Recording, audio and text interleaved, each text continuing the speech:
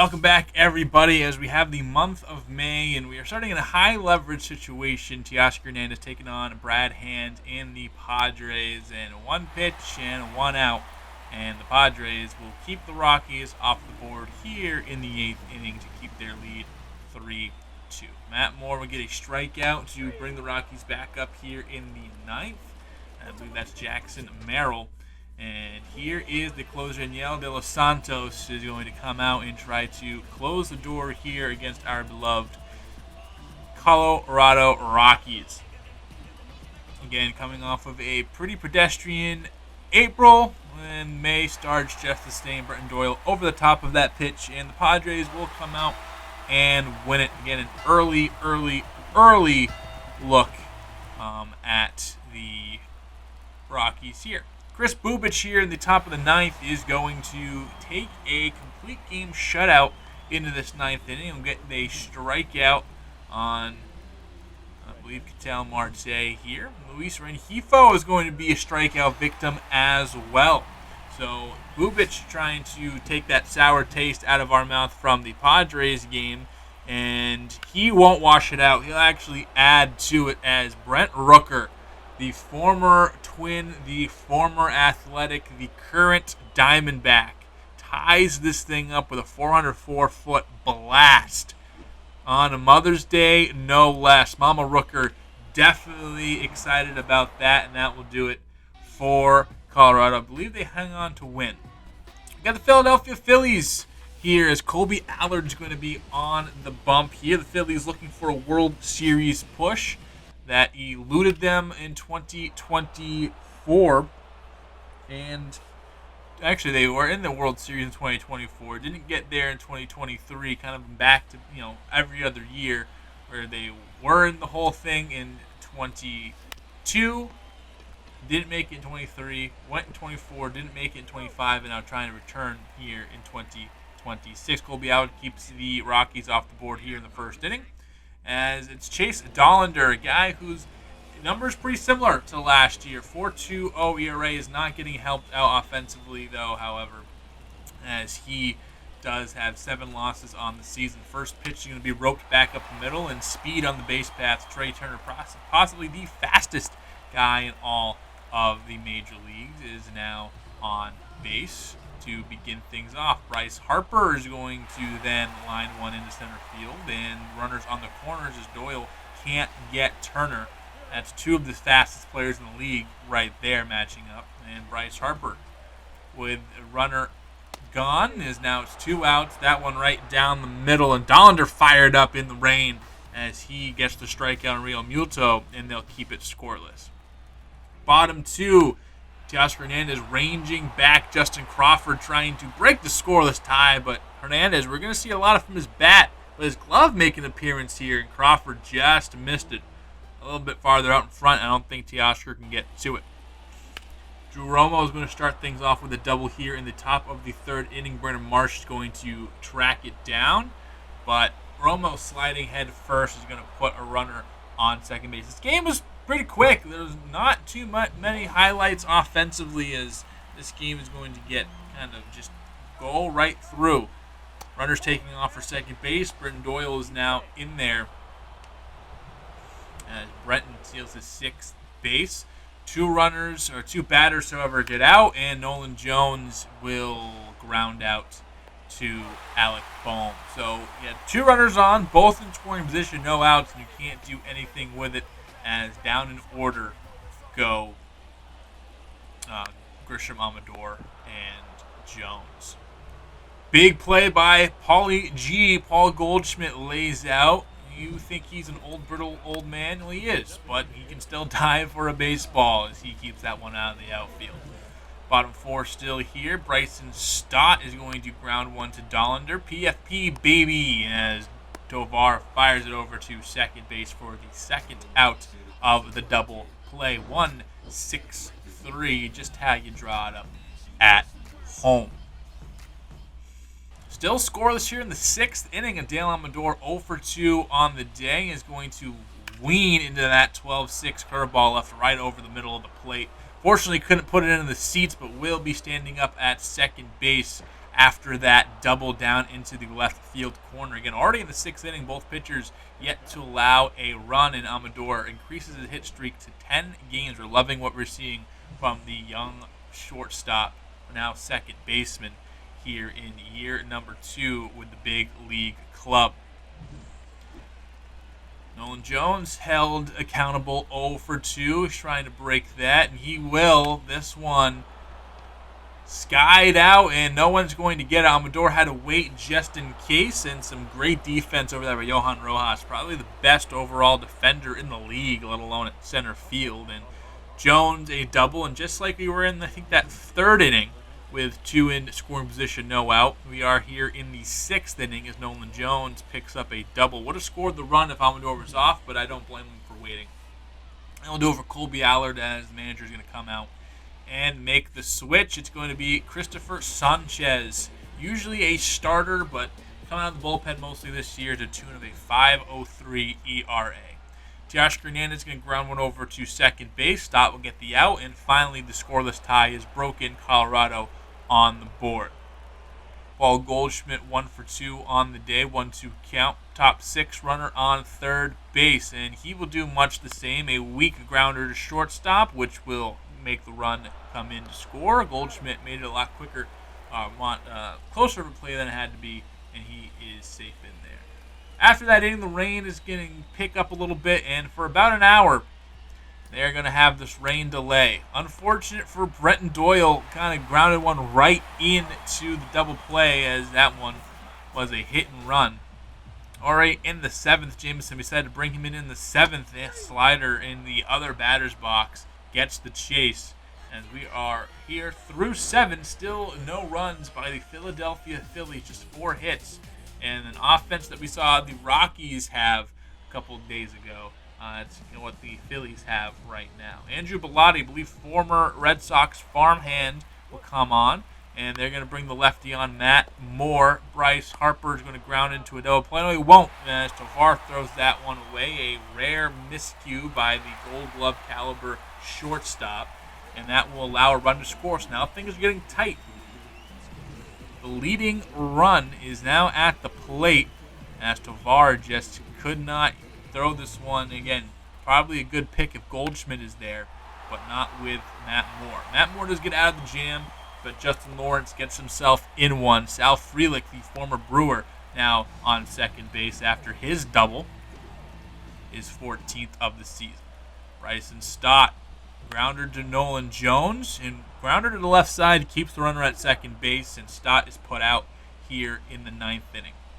Johan Rojas up now, 0 for 3, made some good plays in center field, and Amador is going to make a fantastic grab there. If that gets by him, it's a tie game. It does not. Dale Amador closes the door as Lawrence gets another save, but his days at closer are numbered, so don't expect him to be closing out too many more games. The Rockies pick up a much-needed win, the first on-screen win of 2026. Dollander gets his 3rd win of the season, and the Rockies lead the 4-game series 2-1 after 3 games played, trying to pick up a big series win against the Phillies. Checking out the box score here, some notables as Grisham 1 for 4, Goldschmidt 2 hits, and a double from Nolan Jones, double from Drew Romo, double from Amador. Dollander was solid in the bullpen, played great. 6 hits total for the Phillies, double by Frelick and RBI by Bryce Harper. Colby Allard was fine, and the bullpen shut things down from there. All right, folks, welcome. We've got another scouting update. I literally just received the reports right now, and I've been itching to kind of see what everyone was seeing, see if they match kind of my expectations and my little scouting that I like to do as well, see how well on board everyone is together in the scouting room. So I'm going to show, like usual, share kind of who we're looking at with our first pick. This year we're picking 7. Then also kind of look down the board, see who we're doing a little later. And then obviously July is right around the corner. It seems like it always is. So we're putting a lot of effort into this year's draft, like we have been in all the other drafts too. It's really important that this is how we build our team up. First, Gray Drummond, another starting pitcher. Again, we really want to build up the starting pitching foundation, make it a factory. We have many bullets as we can use either for our team or to supplement to another team in order to get pieces that we haven't addressed or need to address, things like that.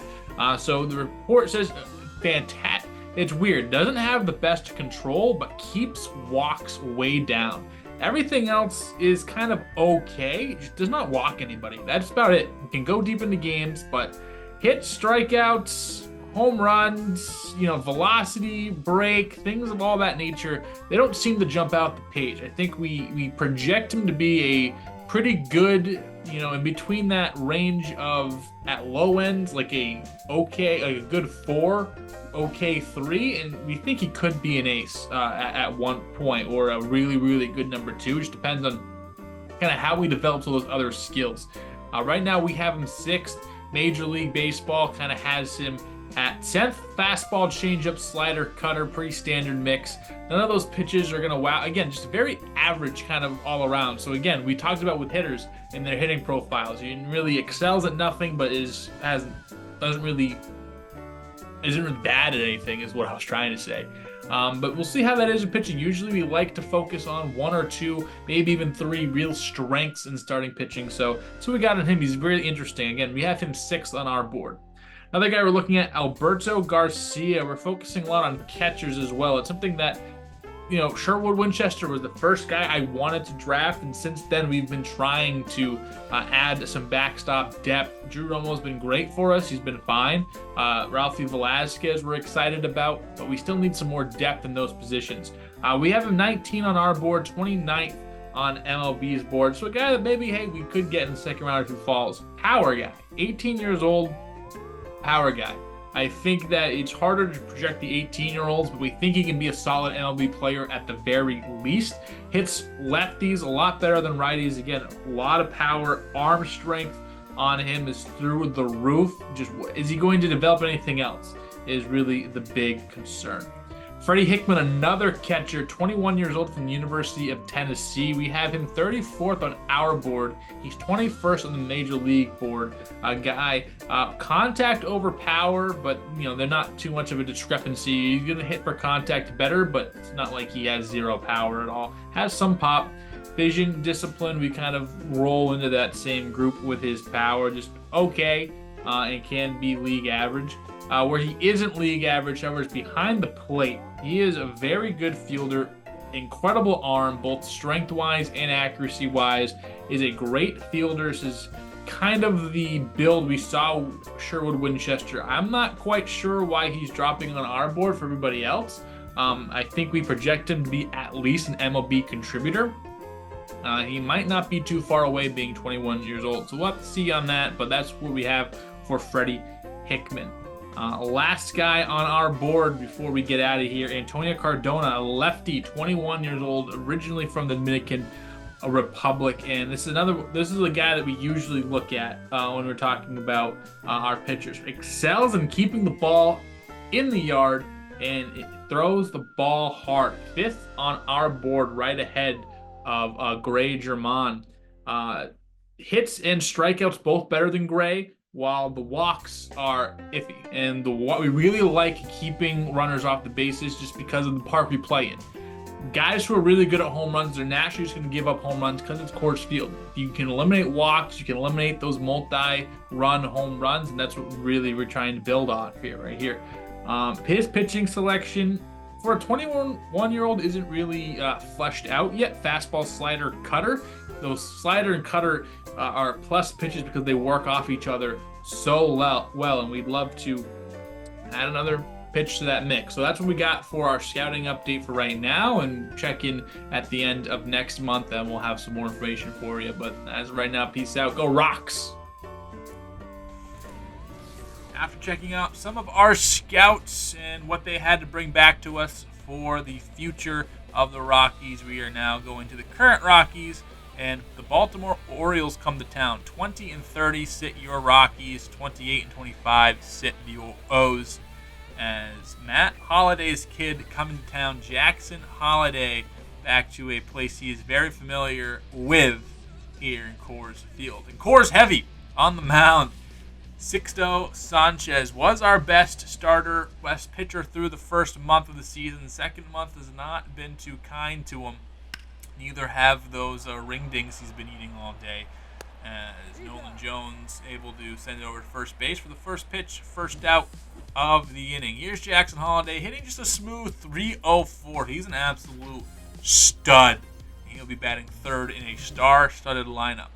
And Holliday, just like his daddy, goes deep at Coors Field. You can't write it any better than that. Jackson Holliday, another home run, his 13th of the season. And again, a place where he watched his dad hit so many dingers for so many years, he is going to go and do just the same. Tyler Wells is on the bump for the Orioles with 3.35 ERA, 44 strikeouts, and a strikeout percentage at about 20. Dale Amador, a shortstop at the same time and the prospect at the same time as Jackson Holliday was. He was the shortstop right below Jackson Holliday. So these two guys are going to be kind of intertwined throughout their careers as we kind of figure out which one guy is better. So far, Jackson Holliday, the clear favorite in that race. Nolan Jones going to take that fastball and send it to second base, starting the double play and ending the inning. So the one run by Jackson Holliday is all we see here in the first inning.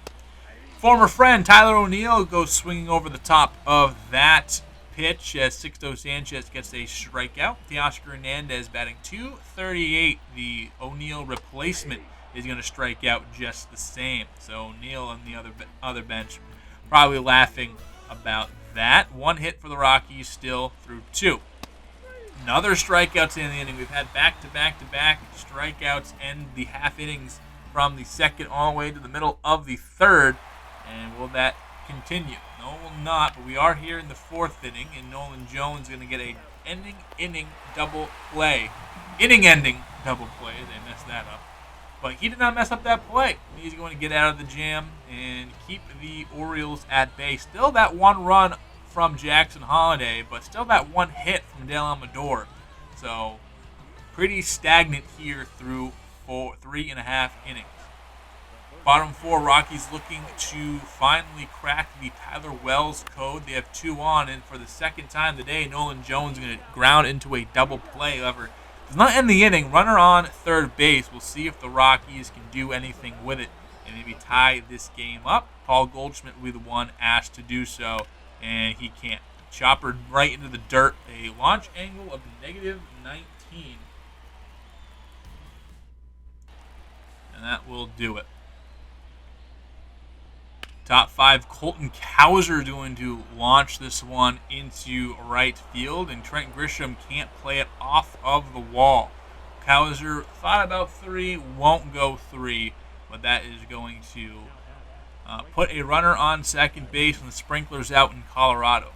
Connor Norby, they moved on from Jordan Resper because they loved what this guy could do, and he is going to put this one down the line, and here is the train off of the tracks. Teoscar Hernandez had a great play in Philadelphia, did not have a great play here, as they are not able to keep that runner at third base, and Norby gets an RBI double.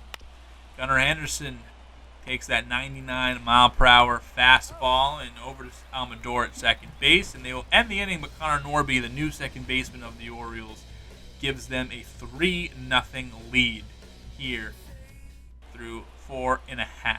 Bottom six now, still nothing going for the Rockies as Tyler Wells has been awesome. Brenton Doyle is going to go the other way. This ball just keeps carrying and right at the wall. Another great play by Tyler O'Neill, and Doyle really upset about that. And that would have been a nice spark.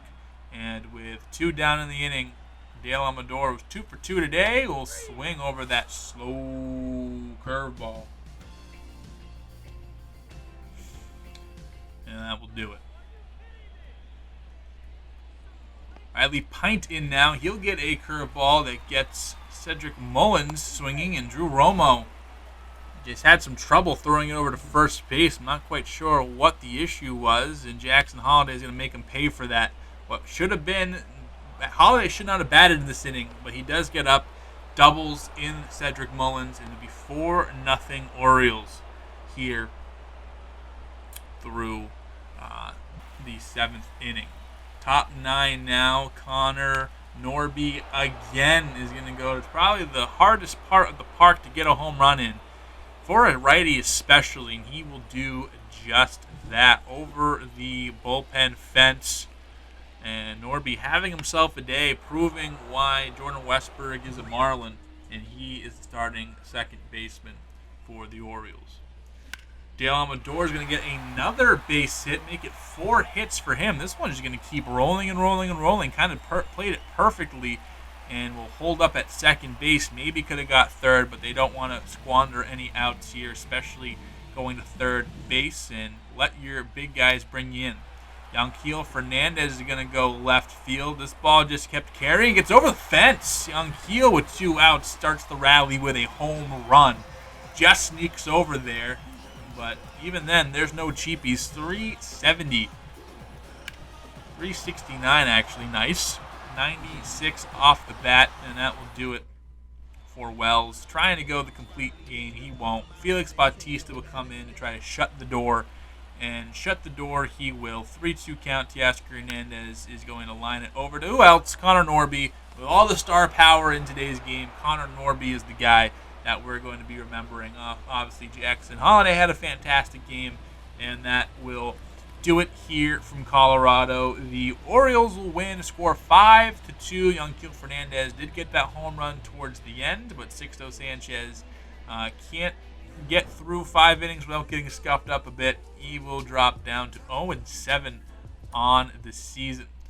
Holiday 3 for 4, 2 RBI. Norby 2 for 4, 3 RBI. Home run by both of those guys. A double by both of those guys, and they drove in all the runs. Dale Amador had a great game. Everyone else, Yanquiel Fernandez obviously had that home run, and Sixto was okay. The bullpen was okay.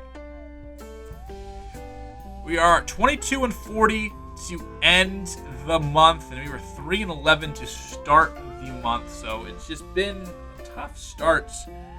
But the only couple roster moves we're going to make here, Bobby White and Bud Leonard are going to graduate to Triple-A, and that's going to definitely be the highlight of this episode. Short one here for you guys. Hope you enjoyed it. We will see you next time here with Rockies franchise. June on the way. Now we're kind of in the same boat we were with the other couple seasons, as we're going to be kind of looking to see who we are going to be sending off probably pretty shortly. So we will see you next time here with the Colorado Rockies.